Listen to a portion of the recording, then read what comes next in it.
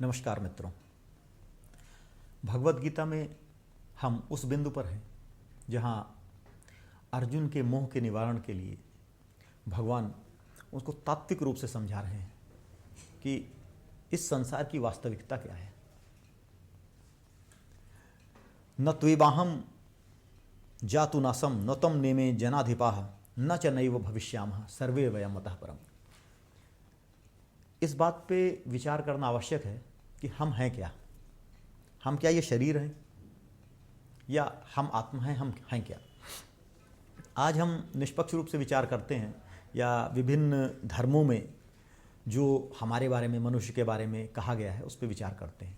जो ईसाई और मुस्लिम धर्म है वो ये मानते हैं कि हर प्राणी का जब सृजन करते हैं ईश्वर, अल्लाह, गॉड जिस नाम से पुकारते हैं, वो हर जीव के साथ एक रूह बनाते हैं, एक आत्मा बनाते हैं, एक रूह बनाते हैं और उसे माँ की कोख में भेज देते हैं।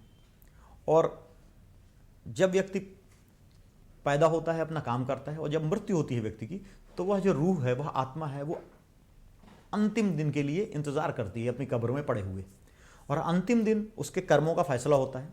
अगर वो कुरान के हिसाब से कर्म किए हैं या बाइबल के हिसाब से कर्म किए हैं तो उसको जन्नत देते हैं, और अगर उसके हिसाब से काम नहीं है तो उसको जहन्नुम देते हैं। एक ये थ्योरी है। दूसरी थ्योरी सनातन धर्म की है, जो भगवत गीता में भगवान कृष्ण बता रहे हैं कि आत्मा अजर अमर है और आत्मा न पैदा होता न मरता कभी। जो शरीर है वो नष्ट होता है।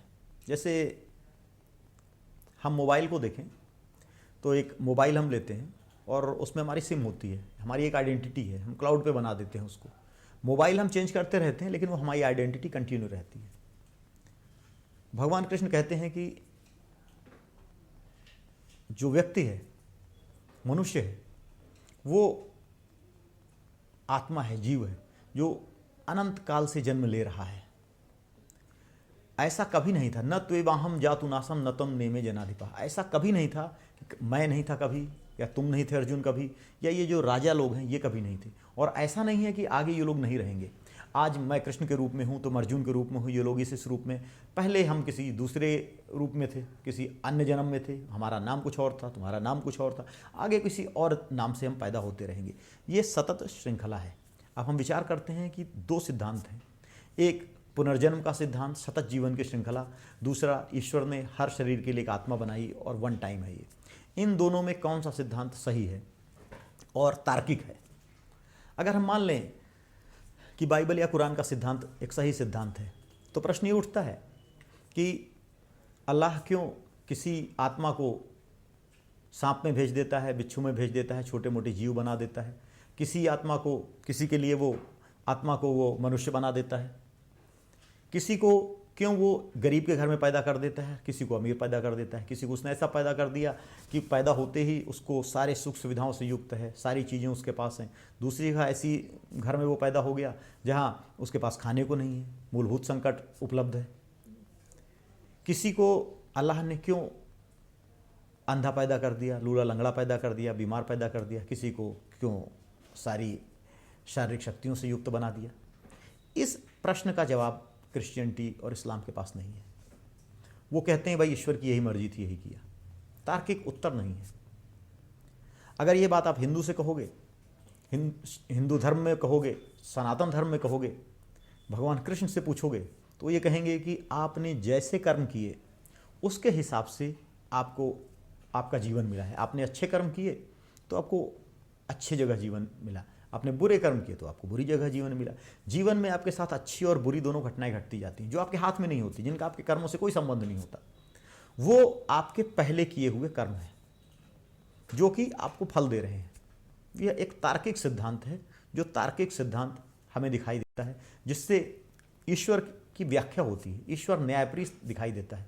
अगर हम पहले सिद्धांत को माने तो हमें ईश्वर कोई अपने मन से मनमानी तब का काम करने का दिखाई देता है, वो न्यायप्रिय दिखाई नहीं देता। लेकिन यह सिद्धांत ईश्वर को न्यायप्रिय बतलाता है, ईश्वर की जैसी संकल्पना है उस तरह का बतलाता है। तो वही भगवान कृष्ण कह रहे हैं कि ऐसा कोई समय नहीं था जब आप नहीं थे, हम नहीं थे। हमारा रूप बदल रहा है, हम अलग अलग समय में अलग अलग नामों के साथ पैदा हो रहे हैं। और यह शरीर ऐसा है कि आज है और कल नहीं है। इसी शरीर में कभी हम जवान थे, कभी बच्चे थे, कभी बूढ़े हैं। शरीर बदलता रहा है और यह शरीर छोड़कर आत्मा दूसरे शरीर को ग्रहण कर लेती है। तो इस शरीर में इतना मोह क्यों रख रहे हो? बड़े आश्चर्य आपको लगेगा सुनकर कि ये जो भगवत गीता का सिद्धांत है, इस सिद्धांत की इतनी पहुंच थी कि पूरा यूनान इस सिद्धांत को मानता था। सुकरात, अरस्तु और प्लेटो ये इसी सिद्धांत को मानते थे। प्लेटो ने अपनी मेनो नामक किताब में ये लिखा है कि ज्ञान हमारी पूर्व जन्मों की स्मृति है।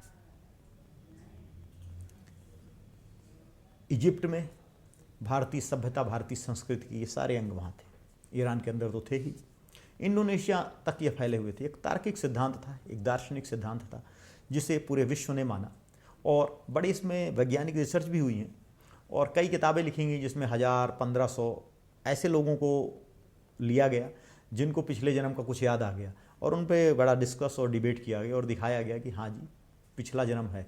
और ये किताबें ऐसे लोगों को द्वारा लिखी गई हैं जो मोस्टली क्रिश्चियंस थे, जिन्होंने इस पर रिसर्च किया है, जिन्होंने इस पर विचार किया है। तो चूंकि क्रिश्चियन था तो पहले से उसके दिमाग में ये नहीं था पुनर्जन्म होता है, लेकिन इस सब के बावजूद उन्होंने माना कि हाँ पुनर्जन्म होता है। तो अगर हम पुनर्जन्म की थ्योरी को मानते हैं और पुनर्जन्म वैज्ञानिक रूप से हम सिद्ध कर पा रहे हैं तो इससे ये सिद्ध होता है कि भगवत गीता में जो लिखी हुई बातें हैं वो सही हैं। भगवत गीता में ये लिखा हुआ है कि यह हमारा जीवन इस पृथ्वी पर हम एक निश्चित समय के लिए आए हुए हैं और जो भी कार्य हम करेंगे वह कार्य हमारे आगामी जीवन को प्रभावित करेगा और पिछले जीवन से वह कार्य प्रभावित भी होता है। इसलिए ज़रूरी है कि हम काम को ठीक से करें, काम को सोच समझ कर करें और जो हम पिछले जन्म में थे उस पर हमारा कोई कंट्रोल नहीं, हम आगे क्या होंगे उस पर हमारा कंट्रोल नहीं, इसलिए इन पे दुख न मनाएं। और अर्जुन कह रहा है कि जिन लोगों को हम मार देंगे ये लोग मर जाएंगे, अनाथ हो जाएंगे।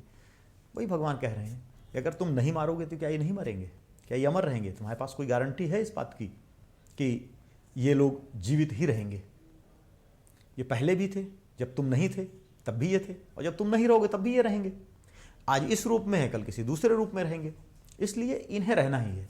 इसकी तुम चिंता मत करो, तुम ये देखो कि तुम्हारी ड्यूटी क्या है, तुम्हारा काम क्या है। अगले श्लोक में भगवान कह रहे हैं कि देहिनो अस्मिन यथा देहे कौमारम यौवनम जरा तथा देहांतर प्राप्ति धीरः तत्र न मुह्यति। देहिनः मतलब तुम क्या हो, हम क्या हैं? हम हैं देही, यह हमारी शरीर है। देह, देह यानी शरीर, और हम क्या हैं? शरीरी हैं। हम इस शरीर के संचालक हैं, इस शरीर के ओनर हैं, हम इस शरीर को चलाने वाले हैं। हम एक सॉफ्टवेयर की तरह हैं। हम जब तक जैसा ये शरीर है, ये शरीर बदलता रहता है। कभी ये शरीर बहुत छोटा था, फिर ये शरीर बड़ा हो गया, फिर बूढ़ा हो गया, लेकिन इसका नाम एक ही रहता है क्योंकि शरीर ही नहीं बदला, शरीर ही वही है। इसी कारण से नाम एक है। आप एक बच्चे को देखो और उसको बूढ़े में देखो, शायद आप नहीं पहचान पाओ उसको, लेकिन उस बच्चे की एक आइडेंटिटी, एक ऐसी क्या चीज़ है जो रमेश को रमेश बनाती है, सुरेश को सुरेश बनाती है, दीपक को दीपक बनाती है। वो आइडेंटिटी क्या है? वो आइडेंटिटी है उसका शरीरी, उसकी आत्मा, उसका जीव, उसका देही, जो कि कंटिन्यू रहता है जब से वो पैदा होता है और जब तक वो मरता है। उसमें एक आइडेंटिटी ऐसी है जो नहीं बदलती। उसका शरीर बदल जाता है, उसके हाथ पांव बदल जाते हैं, उसके बाल बदल जाते हैं, हर चीज़ उसकी बदल जाती है, लेकिन जो एक चीज़ नहीं बदलती वो जो है उसकी आत्मा है, जो कि नहीं बदलती, जो वही रहती है। और जब शरीर बूढ़ा होने के बाद नष्ट भी हो जाता है तो वो एक तत्व जो शरीरी था वो बच जाता है और वो किसी दूसरे नाम से दूसरे रूप में प्रकट हो जाता है। तो ऐसी चीज़ों के लिए क्यों दुख मनाना, क्यों विलाप करना जो कि आप नष्ट कर ही नहीं रहे हो? शरीर तो अदरवाइज भी नष्ट होना है और आत्मा को नष्ट होना ही नहीं है, तो फिर दुख किस लिए? ये भगवान कृष्ण ने अर्जुन को बताया। और भगवान कृष्ण ने ये कहा कि भाई, जब अर्जुन कह रहे हैं कि भाई ये लोग मर जाएंगे, बच्चे अनाथ हो जाएंगे, बहुत दुख होगा सृष्टि और संसार में बड़ी व्याकुलता छा जाएगी हमारे कृत्य से, भगवान कृष्ण कह रहे हैं मात्रा स्पर्शास्तु कौन्तेय शीतोष्ण सुख दुखदा आगमा पाइनो अनित्यान तान तितिक्षस्व भारत। जब मात्रा स्पर्श, मात्रा मतलब हमारी इंद्रियों और विषयों का जो स्पर्श होता है वो सर्दी, गर्मी, सुख और दुख देने वाला होता है। तात्पर्य यह है कि हम जीवन में कुछ ना कुछ इच्छाएं रखते हैं, हर व्यक्ति रखता है। अगर वो इच्छा पूरी होती है तो हम खुश हो जाते हैं, इच्छा पूरी नहीं होती तो हम दुखी हो जाते हैं। जैसे कभी सर्दी बहुत पड़ती है तो हमें ठंड ज़्यादा लग जाती है तो समस्या हो जाती है, गर्मी ज़्यादा पड़ जाए तो भी हमें समस्या हो जाती है। इसी तरह से जो हमें हमारी इंद्रियों को सुख देने वाले होते हैं उनसे हमें अच्छा लगता है, जो हमारी इंद्रियों को दुख देने वाले होते हैं उनसे हमें खराब लगता है। जब तक जीवन है तब तक हमारे सामने सुख भी आएगा और दुख भी आएगा, और न सुख हमेशा रहने वाला है न ही दुख हमेशा रहने वाला है। अनित्यान, अनित्य है, सुख भी अनित्य है और दुख भी अनित्य है। इसलिए इनको सहन करो, मजबूत बनो। दुख अगर आया है तो यह भी चला जाएगा, सुख अगर आया है तो यह भी चला जाएगा। न सुख में ज़रूरत से ज़्यादा उछलो, ज़रूरत से ज़्यादा खुश हो जाओ, बिल्कुल नहीं।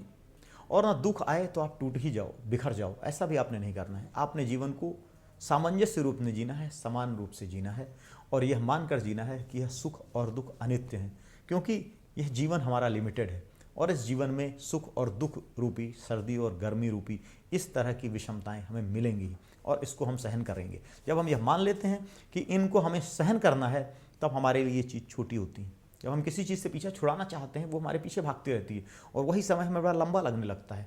लेकिन अगर हम उसको अपना हिस्सा मान लेते हैं, जैसे एक व्यक्ति है, मान लीजिए कि वो गंजा है और उसने मान लिया कि यार हमारे बाल नहीं है, ठीक है ऐसे ही रहना है, वो गंजापन उसे कोई कष्ट नहीं देगा। लेकिन अगर वो ये मान ले यार बाल नहीं है, बड़ी समस्या है यार, इससे मैं ठीक नहीं दिखता, बूढ़ा दिखता हूँ, ये समस्या है वो समस्या है, लोग टोकते हैं, तो जब भी उस शीशे के सामने जाएगा तो उससे केवल अपना गंजापन ही दिखेगा, अपने उसे कोई अच्छाई नहीं दिखेगी और वो एक हीन भावना से ग्रस्त हो जाएगा अपने गंजेपन को लेकर। ये हमारे ऊपर है कि हम जीवन को किस तरह लेते हैं। हम अपनी कमियों को ही देख रहे हैं, हम केवल अच्छाइयों को ही देख रहे हैं, या हम अपनी कमियों और अच्छाइयों दोनों को देख रहे हैं और दोनों को एक किनारे रख रहे हैं और हम एक न्यूट्रल बिहेवियर करके आगे बढ़ रहे हैं। भगवान कृष्ण कहते हैं बिल्कुल, आप अगर जीवन है तो कुछ आपके अंदर अच्छाइयाँ भी होंगी, कुछ आपके अंदर बुराइयाँ भी होंगी, कुछ आपके लिए संभावनाएं भी आएंगी, कुछ आपके लिए समस्याएं भी आएंगी। यह जीवन का अंग है और इनको सहन करो, इनमें समत्व भाव रखो और जीवन को आगे लेकर जाओ। हरि ओम।